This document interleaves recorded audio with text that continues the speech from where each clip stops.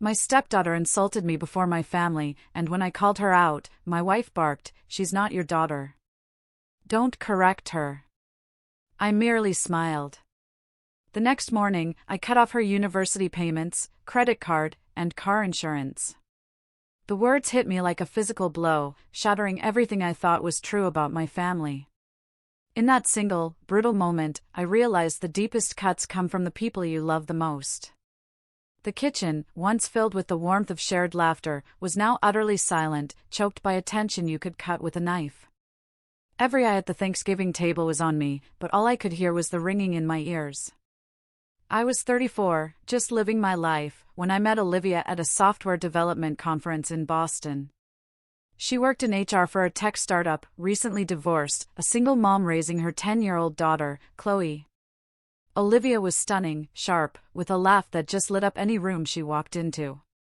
We clicked instantly, and within 6 months, we were inseparable.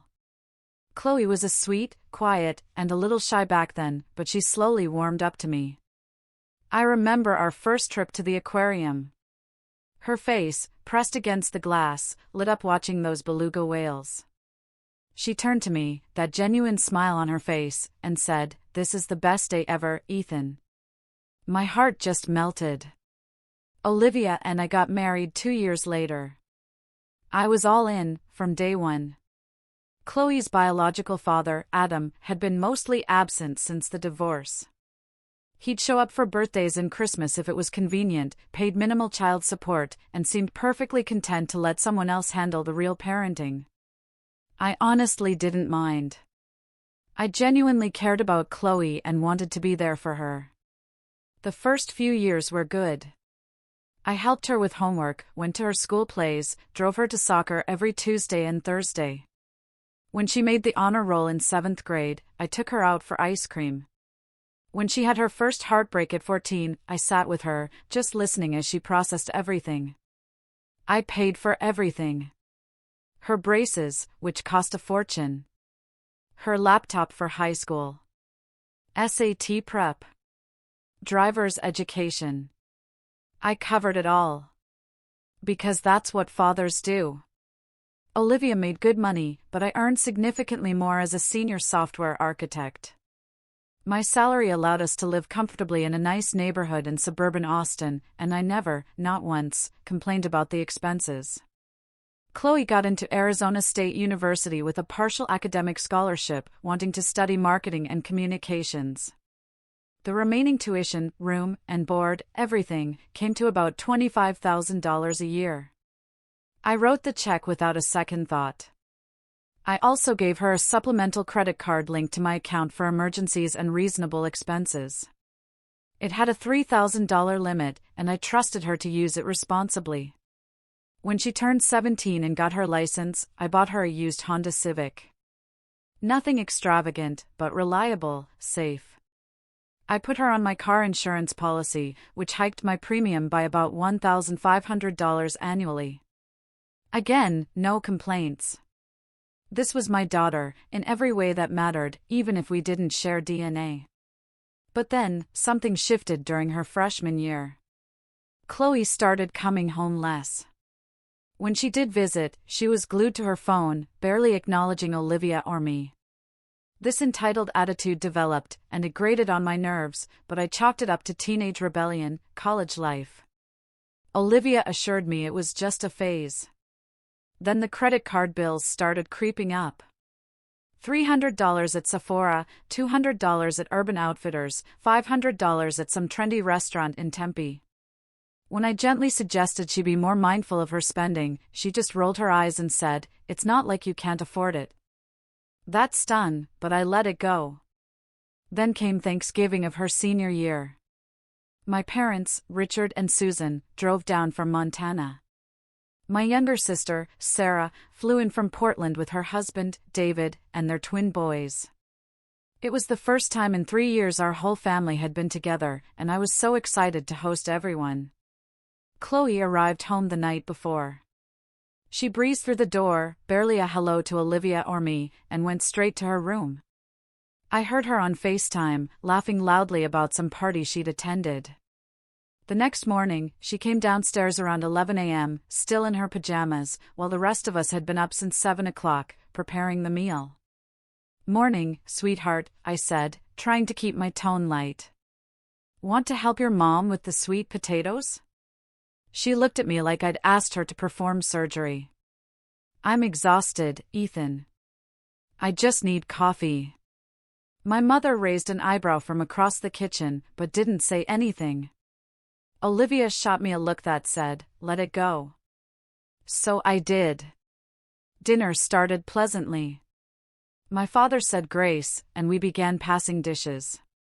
My nephews were adorable, telling us about their second-grade Thanksgiving play. Sarah asked Chloe about school, and Chloe gave short, disinterested answers, scrolling through her phone under the table. "Chloe, could you put the phone away during dinner?" I asked quietly. She sighed dramatically, but complied, tossing it face down next to her plate. The conversation eventually turned to family stories. My mother reminisced about Thanksgivings from our childhood, laughing about the year I accidentally set the tablecloth on fire with a candle. Everyone was chuckling, sharing memories, the atmosphere warm. Then my father turned to Chloe. "So, Chloe, your dad tells us you're doing really well in your marketing classes. He's always bragging about you." Something dark flickered across Chloe's face. She set down her fork deliberately and looked straight at my father. "Ethan isn't my dad." The table went silent. You could have heard a pin drop. I felt like I'd been punched in the stomach. My father looked confused, glancing between Chloe and me. Olivia's face went pale. "Chloe," I started, my voice tight. "What?" she interrupted, her tone dripping with contempt. "It's true. You're not my father. Adam is my father. You're just the guy who married my mom." My mother gasped softly. Sarah stared at Chloe in shock. The twins looked scared, sensing the tension, even if they didn't understand. I took a deep breath, trying to maintain my composure. "Chloe, that was incredibly disrespectful. I've been in your life for 8 years. I've supported you, cared for you, and loved you like my own daughter. You don't get to dismiss that at the dinner table in front of my family." Her jaw clenched. "I didn't ask you to do any of that. You chose to marry my mom. That doesn't make you my dad." Olivia finally found her voice. "Chloe, apologize to Ethan right now." "For what?" "For telling the truth?" I could feel my blood pressure rising. "Chloe, I think you should go to your room until you can speak to everyone respectfully." She stood up abruptly, her chair scraping against the floor. "You can't tell me what to do. You're not my father. While you're living under this roof, eating food I paid for, driving a car I bought you, and attending a university I'm funding," I said, my voice harder than I'd intended, "I absolutely can set expectations for basic respect and decency." Chloe's eyes blazed. "Oh, so now you're going to throw money in my face? Real classy, Ethan." Olivia stood up, her face flushed. "That's enough from both of you." I turned to my wife, expecting support. Instead, what came out of her mouth made my world tilt on its axis. "Ethan, she's right. She's not your daughter. Don't correct her." I stared at Olivia in complete disbelief. 9 years. 9 years of being there for Chloe, of treating her like my own flesh and blood, of sacrificing my time, energy, and resources, and this was what I got in return. My mother looked like she might cry. My father's face had gone hard and angry. Sarah reached over and squeezed my hand under the table, but I barely felt it. I smiled. It wasn't a happy smile. It was the smile of someone who had just experienced a moment of absolute clarity. "You're absolutely right," I said calmly, standing up from the table. "She's not my daughter. Thank you for reminding me." I walked out of the dining room, went upstairs to my home office, and closed the door. Behind me, I could hear raised voices, Olivia trying to salvage the dinner, Chloe stomping up to her room. I sat down at my desk and stared at the wall for a long time. My phone buzzed. It was Sarah. "Are you okay?" "That was messed up. We're here if you need us." I didn't respond. Instead, I opened my laptop and started making a list. That night, after my family had left early and the house had gone quiet, Olivia came into the office. She looked exhausted and defensive. "We need to talk," she said. "Do we?" I replied, not looking up from my screen. "You embarrassed Chloe in front of your family." I finally met her eyes. "I embarrassed her? Did you hear what she said to me in front of my parents after everything I've done for her?" Olivia crossed her arms. "She's 19. She's figuring things out. You didn't need to threaten her." "I didn't threaten her. I set a boundary. And then you completely undermined me by telling me I have no right to parent her because she's not my daughter." "She's not, Ethan. Biologically, she's not. Adam is her father. Adam hasn't been a father to her since she was 9 years old. I have been. I've been there for every single important moment. I've paid for everything. I've loved her like she was mine." Olivia's expression softened slightly. "I know, and I appreciate everything you've done.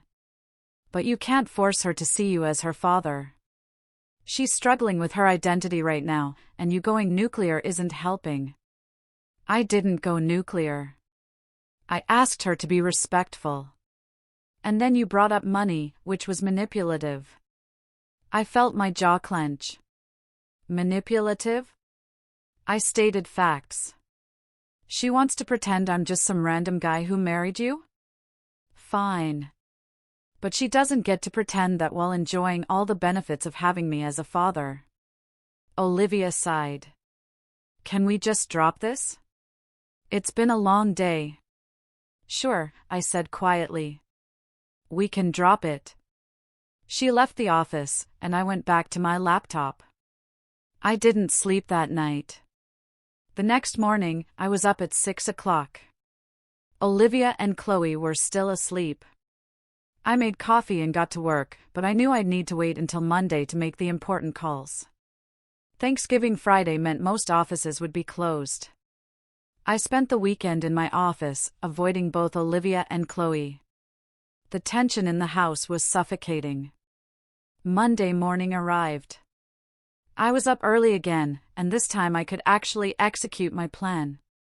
First, I logged into my bank's website and called customer service. I explained that I wanted to cancel the supplemental credit card issued to Chloe Miller. The representative confirmed the cancellation. The card would be deactivated immediately. I thanked them and hung up.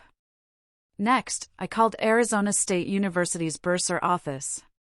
When someone answered, I explained that I was the individual who had been paying for Chloe Miller's tuition and expenses, but I would no longer be doing so, effective immediately. I asked them to remove my payment information from her account. They informed me this would mean Chloe would be responsible for the upcoming spring semester payment, which was due in 3 weeks. I acknowledged this and confirmed my decision. Then I contacted my insurance company. I requested that Chloe be removed from my auto policy. The agent asked if I was sure, mentioning this would mean she couldn't legally drive the vehicle. I explained that the car was registered in my name and I'd be making arrangements to either sell it or transfer the title, so removing her was necessary. They processed the change immediately. Finally, I drafted an email to Chloe. Carbon copying Olivia. Chloe, after careful consideration following Thursday's events, I've decided to respect your wishes. You made it very clear that I am not your father, and Olivia supported that position. Therefore, I will no longer be fulfilling a father's financial responsibilities toward you. Effective immediately, your credit card has been cancelled. Your spring semester tuition will not be paid by me. You have been removed from my car insurance policy. the Honda Civic is in my name, and since you can no longer legally drive it under my insurance, I'll need the keys returned by the end of the week. I'll give you until next Monday to make alternative arrangements. I wish you the best in your future endeavors. Ethan. I hit send at 7:30 Monday morning. By 8:30, my phone was ringing. It was Chloe. Her voice panicked. Ethan, what the hell? My credit card isn't working. I canceled it, I said calmly, as I explained in my email. You can't just do that. I absolutely can. It's my credit card. You were an authorized user. This is insane. You're punishing me for being honest. I'm not punishing you, Chloe. I'm simply respecting your boundaries. You said I'm not your father. Fathers pay for college. Fathers provide credit cards for emergencies. Fathers insure vehicles. Since I'm not your father, I'm no longer doing those things. You're being petty. I'm being consistent with your expressed wishes. She hung up on me. 5 minutes later, Olivia stormed into the kitchen. Ethan, what did you do? I showed her the email on my phone. I watched her face as she read it, seeing the color drain from her cheeks. You canceled everything. Her tuition? Yes. Are you out of your mind? How is she supposed to pay for school? That's not my problem, Olivia. According to you and Chloe, I'm not her father. So why would I pay for her education? Because you've been doing it for 2 years. You can't just pull the rug out from under her. Actually, I can. I never legally adopted Chloe. I have no financial obligation to her whatsoever. Every dollar I've spent on her for the past 8 years has been voluntary. And now I'm choosing to stop volunteering. Olivia's eyes filled with tears. How can you be this cruel? She's a kid who said something stupid. You're supposed to be the adult. She's 19 years old, legally an adult. And this isn't about one stupid comment. This is about a pattern of entitlement and disrespect that you've enabled. More than that, it's about you telling me I have no right to parent her and then expecting me to continue funding her life. You can't have it both ways. So what? You're just going to ruin her life over a holiday argument? I set down my coffee mug and looked directly at Olivia. I'm not ruining anything. I'm stepping back from a role I've been explicitly told I don't have. If you and Chloe want me to be nothing more than the guy who married her mom, then that's what I'll be. But that guy has no responsibility to finance an adult woman's lifestyle. She'll have to drop out of school. No, she won't. She has a partial scholarship that covers about 30% of her costs. She can take out student loans for the rest, like millions of other college students do. She can get a part-time job. She can ask Adam to step up and actually parent his daughter. There are options. Adam can't afford to pay for college.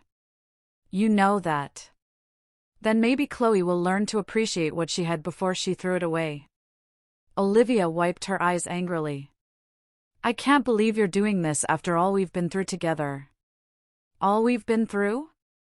Olivia, yesterday you told me in front of my entire family that Chloe isn't my daughter and I have no right to correct her behavior. You chose her side over mine without a second thought. Did you think there would be no consequences to that? I was trying to de-escalate the situation by completely invalidating 8 years of my life by supporting her disrespect. That's not de-escalation. That's betrayal. We stared at each other across the kitchen. I could see her struggling to find an argument that would work, some emotional leverage that would make me back down. Fine, she finally said, her voice cold. If this is how you want to play it, then fine, but don't expect me to forgive you for this. I'm not asking for forgiveness. I'm asking for respect, which apparently is too much to expect in this house. She left the room, and I heard her go upstairs to Chloe's room. Their voices carried down through the vents, Olivia trying to comfort her, Chloe crying and raging about how horrible I was. I drank my coffee and started looking at apartment listings. The weekend was hell. Chloe refused to speak to me or even be in the same room. Olivia was cold and distant, sleeping in the guest room. Sunday afternoon, Chloe packed up her things and announced she was going to stay with her friend Grace until the end of winter break. She threw the Honda keys on the kitchen counter without a word and left. Olivia watched her go and then turned to me. "Are you happy now?" "No," I said honestly. "I'm not happy, but I'm also not going to be manipulated or disrespected in my own home. This isn't over, Ethan." I didn't think it was. That week was surreal. I went to work, came home, made dinner for myself, and spent evenings in my office. Olivia worked from home and avoided me.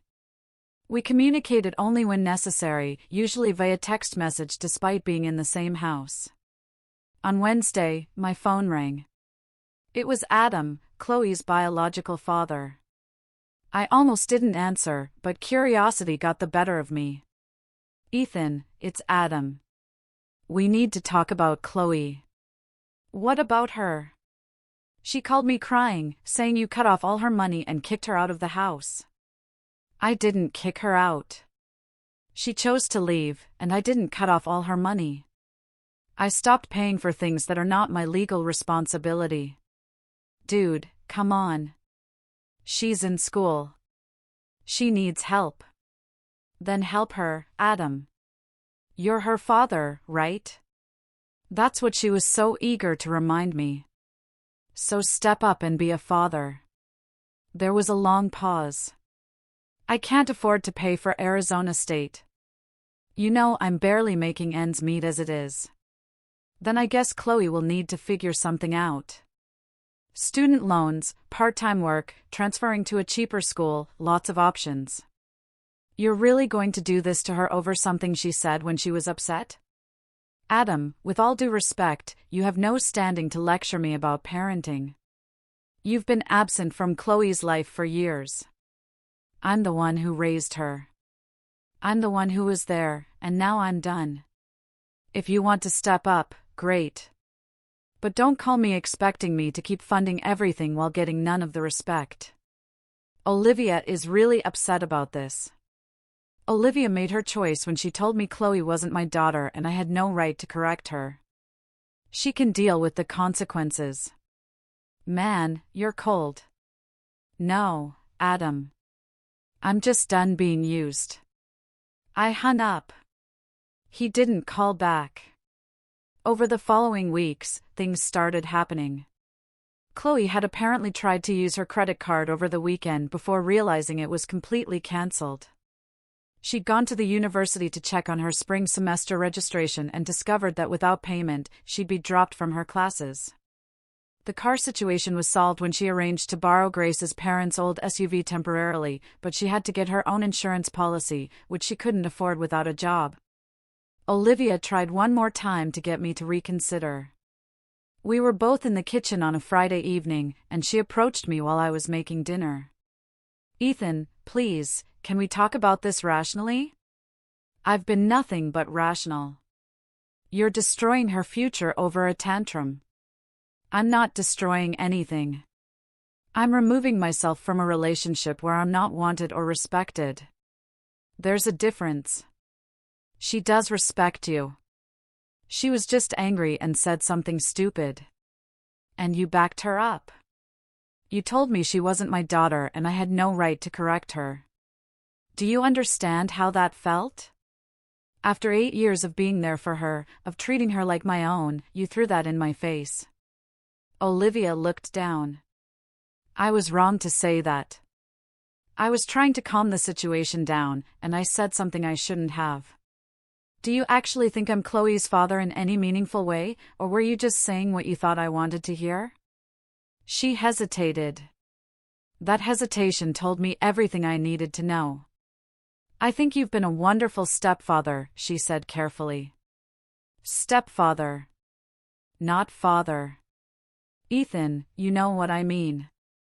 I do. And now you know what I mean. A stepfather is a voluntary position. I'm no longer volunteering. So what happens now? You just abandon her completely? I'm not abandoning anyone. I'm establishing appropriate boundaries. Chloe is an adult. She's responsible for her own choices and their consequences. If she wants to rebuild a relationship with me, she knows where to find me. But it will be on very different terms. And us? What about our marriage? I looked at my wife of 6 years, the woman I'd loved and built a life with, and felt a profound sadness. I don't know, Olivia. That depends on whether you can respect me as your partner, or if I'll always come second to enabling Chloe's behavior. She didn't have an answer for that. Christmas was approaching, and I made a decision.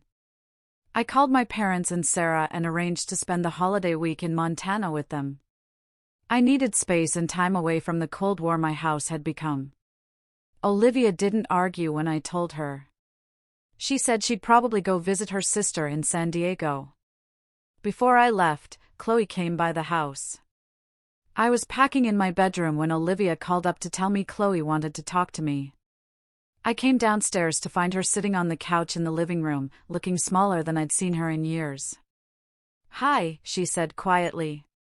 "Hello, Chloe. Can we talk?" "Sure." She fidgeted with her hands. "I've been trying to figure out how to pay for spring semester. I applied for additional loans, but they won't cover everything. I looked into work-study programs, but the application deadline passed. I might have to take next semester off." I didn't respond, just waited for her to continue. "I talked to my dad, Adam, and he said he can't help. He suggested I just transfer to community college or something. That's an option." She looked up at me, her eyes red. "Ethan, I'm sorry. I'm sorry for what I said at Thanksgiving. I was being a brat, and I took you for granted." "Yes, you did. I know I messed up, and I know you're really mad at me, but please, can't we just go back to how things were? I promise I'll be more respectful." "Chloe, do you actually see me as your father, or are you apologizing because you need something from me?" She opened her mouth, then closed it. The answer was obvious. "That's what I thought," I said quietly. "Here's the thing, Chloe. For 9 years, I've loved you and supported you without any expectation of recognition or gratitude. I did it because that's what you do for family.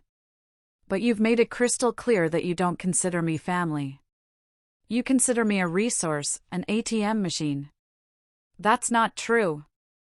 "It is true. You didn't apologize after Thanksgiving. You didn't reach out to have a conversation or acknowledge how hurtful your words were. You only came here today because you need money. That tells me everything I need to know about what I mean to you." Tears streamed down her face. "I do care about you. I was just angry and confused. My therapist says I have abandonment issues from Adam leaving, and I push people away before they can leave me. Then I suggest you continue working with your therapist on those issues. But I'm not going to be your emotional punching bag anymore. I'm not going to fund your lifestyle while you treat me like garbage. Actions have consequences, Chloe. You're learning that now. So, you're really not going to help me at all?" "I didn't say that. If you want to rebuild a relationship with me, a genuine relationship based on mutual respect, I'm open to that. But it will take time. And it won't start with me writing checks. You need to figure out school on your own. Get loans. Get a job. Ask Adam to step up. Prove to me that you can take responsibility for yourself. And if I do that, if I handle everything myself, will you forgive me?" "Maybe. But forgiveness isn't a transaction, Chloe. You can't just check boxes and expect everything to go back to normal. You burned a bridge. If you want to rebuild it, you'll have to do the work. And there's no guarantee it'll look the same as before. She wiped her eyes. I don't know what to do. Welcome to adulthood. Nobody does. You figure it out as you go. After she left, Olivia came downstairs. That was harsh. That was honest. She's really struggling, Ethan. Then maybe it's time you stepped up and helped her instead of expecting me to fix everything. You have a job. You have savings. If you want to pay for her school, go ahead. But leave me out of it. Olivia's face hardened. I've been thinking. Maybe we need some time apart. A separation. The words should have hurt more than they did. Instead, I just felt tired. Maybe we do. I'll stay here. You can find somewhere else to go. This is my house, Olivia. I bought it before we got married. If anyone's leaving, it's you. Her eyes widened. You'd kick me out? I'd prefer if we could figure out a reasonable arrangement, but I'm not leaving my own home. You're welcome to stay in the guest room until you find an apartment, but this marriage is clearly on life support. We both know it. That conversation happened on a Tuesday. By Friday, Olivia had contacted a divorce attorney. I wasn't surprised. I spent Christmas in Montana with my family. It was the first time I'd truly relaxed in months. My parents didn't ask too many questions, just offered support. Sarah and I talked late into the night on Christmas Eve, sitting by the fireplace while everyone else slept. Do you think you did the right thing? She asked. Honestly, I don't know. Part of me feels like I overreacted. Part of me feels like I should have done this years ago. For what it's worth, what Chloe said at Thanksgiving was completely out of line, and what Olivia said was worse. I know, but I still feel guilty. Like I'm abandoning a kid who needed me. Ethan, she's not a kid anymore. She's an adult who made an adult choice to disrespect you publicly and face no consequences. You didn't abandon her. You set a boundary. Olivia thinks I'm being cruel. Olivia enabled Chloe's entitled behavior. Of course, she thinks boundaries are cruelty. That's what people who've never had healthy boundaries think. I smiled sadly. When did my little sister get so wise? I've always been wise. You were just too busy being the responsible one to notice. We sat in comfortable silence for a while, watching the fire crackle. Are you going to divorce Olivia? Sarah asked. I think so. I don't see how we come back from this.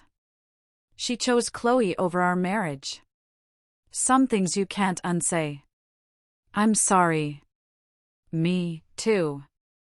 I returned to Austin after New Year's. Olivia had packed up her belongings and moved in with her sister temporarily. The house felt empty and strange. I'd lived there for 5 years, but suddenly it felt like a museum of a life I no longer had. Chloe reached out to me in mid-January via email. The message was long and rambling, full of apologies and explanations about her mental health, her struggles with identity, her fear of abandonment. She explained that she'd taken out the maximum in student loans and gotten a part-time job at a campus coffee shop. She'd be able to stay in school, though she'd have to live in a cheaper apartment and budget carefully. She ended the email with, I know I don't deserve your forgiveness, but I hope someday you can see that I really do love you and appreciate everything you did for me. I was a spoiled brat who didn't understand how good I had it. I'm trying to be better. I didn't respond immediately. I thought about it for a week. Finally, I wrote back. Chloe, I appreciate you reaching out and taking responsibility for your choices. I'm glad you're finding ways to manage school and support yourself. That shows maturity. I'm not ready to have a full relationship again yet, but I'm willing to have coffee sometime if you want to talk. No promises beyond that. Ethan. She responded within an hour. I'd really like that. Thank you. We met at a Starbucks near campus on a Saturday morning in early February. She looked different, tired, thinner, less polished than the girl who'd come home for Thanksgiving. She was wearing a coffee shop uniform under her jacket, and I noticed her nails, once always perfectly manicured, were now plain and short. "Thanks for meeting me," she said as we sat down with our drinks. "Of course. How are you doing?" "I've been better. Your mom and I are getting divorced." Her face crumpled. "Because of me?" "No, Chloe.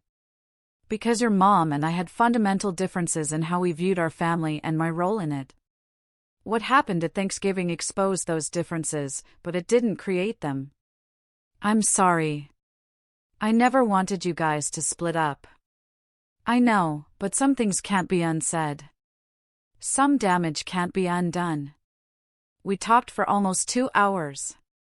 She told me about her classes, her job, her struggles to budget and manage without the safety net she'd taken for granted. She talked about therapy and the work she was doing to understand her behavior patterns. She didn't ask me for money or help. She just talked. I found myself softening slightly. Not enough to go back to the way things were, but enough to see that maybe she was genuinely trying to grow. "Can I ask you something?" she said as we were getting ready to leave. "Sure. Did you ever really think of me as your daughter, or was I always just Olivia's kid to you?" I considered the question carefully. For a long time, I absolutely thought of you as my daughter. Biology didn't matter to me. I loved you like you were mine. But over the past couple of years, you made it increasingly clear through your actions and words that you didn't feel the same way. The Thanksgiving incident was just the final confirmation. I'm sorry I made you feel that way. Are you sorry you made me feel that way, or are you sorry that it had consequences? She thought about that. Both. Honestly, I'm sorry I hurt you, and I'm sorry I lost your support. I'm realizing now what a huge privilege it was to have you in my life and how badly I screwed it up. That's progress, I said. Keep working on yourself, Chloe. Maybe in time we can build something new, but it won't look like what we had before. I understand. We parted ways in the parking lot, and I drove home feeling complicated emotions. Not forgiveness exactly, but maybe the first tiny seed of it. Over the following months, Chloe and I met for coffee every few weeks. The conversations got easier. She never asked for financial help, though I knew she was struggling. I heard through mutual acquaintances that she'd taken on extra shifts at work and was living in a studio apartment with 2 roommates. She was making it work. Olivia and I finalized our divorce in May. It was relatively amicable, considering how it started. We divided assets according to the prenuptial agreement I'd had the sense to insist on when we got married. She got to keep her car and personal belongings. I kept the house and my retirement accounts. We had no shared debt and no children together, which simplified things considerably. At the final mediation session, Olivia looked at me across the table. "Do you hate me?" "No," I said honestly. "I'm disappointed in how things ended, but I don't hate you. I wish things had been different." "So do I." That was the last time we spoke. In June, Chloe graduated with her bachelor's degree in marketing. She'd managed to finish despite everything, though it meant taking on significant student loan debt. She invited me to the ceremony, and after some consideration, I decided to go. I sat in the stadium with hundreds of other people, watching the graduates proceed across the stage in their caps and gowns. When they called Chloe's name, I felt a complicated mix of emotions: pride, sadness, regret, and something like hope. After the ceremony, she found me in the crowd. Her eyes welled up when she saw me. "You came," she said. "I did. Thank you. It means everything." We took a few pictures together. Adam was there too, looking uncomfortable and out of place. He tried to make conversation with me, but I kept it brief. This wasn't about him. Before I left, Chloe hugged me. I got a job offer in Houston, marketing coordinator for a nonprofit. It doesn't pay much, but it's a start. That's wonderful. Congratulations. I'm going to pay you back, she said suddenly. For everything.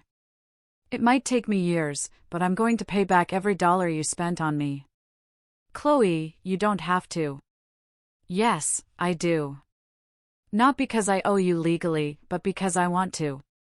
Because you deserved better than how I treated you. And this is how I can show you that I understand that now. I felt my throat tighten. Okay, if that's what you want to do. It is. We said goodbye, and I drove home alone. The house was quiet when I got there, the way it had been for months. I poured myself a drink and sat on the back deck, watching the sunset. Had I done the right thing? I still wasn't completely sure. The consequences had been severe. A destroyed relationship with Chloe, a divorce, months of loneliness and regret. But I'd also maintained my self-respect and established that I wouldn't be treated like a doormat, even by people I loved. Chloe was learning responsibility and resilience in ways she never would have if I'd kept enabling her. She was working hard, managing her life, becoming someone I could respect again. Would that have happened if I'd backed down and continued paying for everything? I doubted it. Olivia had made her choice, and so had I. Neither of us were villains in this story. We were just two people who fundamentally disagreed about boundaries, respect, and family. As for me, I was learning to be okay with uncertainty and complexity.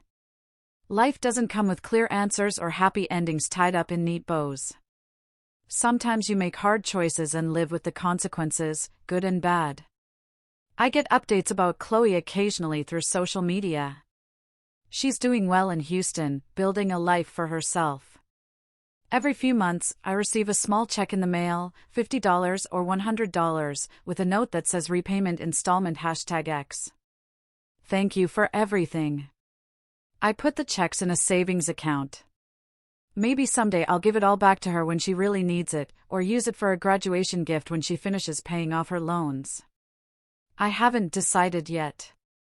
We text sometimes, short messages about nothing important. How's work? How's Houston? How's the weather? It's not the relationship we used to have, and it never will be, but it's something. Maybe something better in its own way. Built on honesty instead of obligation, on choice instead of assumption. I went on a few dates over the summer. Nothing serious, but it was nice to feel like myself again, like someone who wasn't defined entirely by the role of provider and caretaker. I'm in no rush to get serious with anyone. I'm learning to enjoy my own company, to appreciate the quiet, to figure out who I am when I'm not constantly trying to fix everything for everyone else. My mother calls every Sunday, and Sarah visits every couple of months. My father sends me articles about software development that he doesn't understand, but thinks I might find interesting. These relationships, the ones that were there from the beginning, feel more precious now. I don't take them for granted the way I once did. Sometimes I wonder what would have happened if I'd handled things differently. If I'd been more patient, more forgiving, more willing to absorb the disrespect for the sake of keeping the peace. Would Chloe have eventually learned the same lessons? Would Olivia and I still be together? Maybe, maybe not. But I know this, I wouldn't respect myself if I'd stayed in a situation where I was undervalued and taken for granted. I taught Chloe an important lesson about consequences, yes, but I also taught myself one about self-worth. You can love someone deeply and still refuse to let them treat you poorly. You can be generous and supportive without being a pushover. You can be hurt by someone's choices without being destroyed by them. On the anniversary of that terrible Thanksgiving, I took myself out to a nice dinner at an upscale steakhouse downtown. I ordered an expensive bottle of wine and the biggest ribeye on the menu. I toasted to myself, to hard lessons learned, to boundaries maintained, and to the complicated, messy reality of being human. When I got home, there was an email from Chloe. The subject line was 1 year later. The message read, "Ethan, I just realized what day it is. 1 year ago, I said something unforgivable and set off a chain of events that changed all of our lives. I'm not going to apologize again because I've done that enough, and words don't mean much compared to actions. I just want you to know that losing your support was the hardest thing I've ever experienced, and also the most important. I learned more about myself, about work, about gratitude and resilience in the past year than in my entire life before it. I'm not glad I hurt you. I'll never be glad about that. But I'm glad I had to learn these lessons, even though I wish I'd learned them differently. You were trying to teach me these things for years, and I wasn't listening. Now I am. Thank you for not enabling my worst self. Thank you for caring enough to let me fail. Thank you for showing me what real consequences look like. I hope you're doing well. I hope you're happy. You deserve to be. Love, Chloe." I read the email 3 times. Then I wrote back, "Chloe, thank you for that message. It means more than you know. I'm proud of the person you're becoming.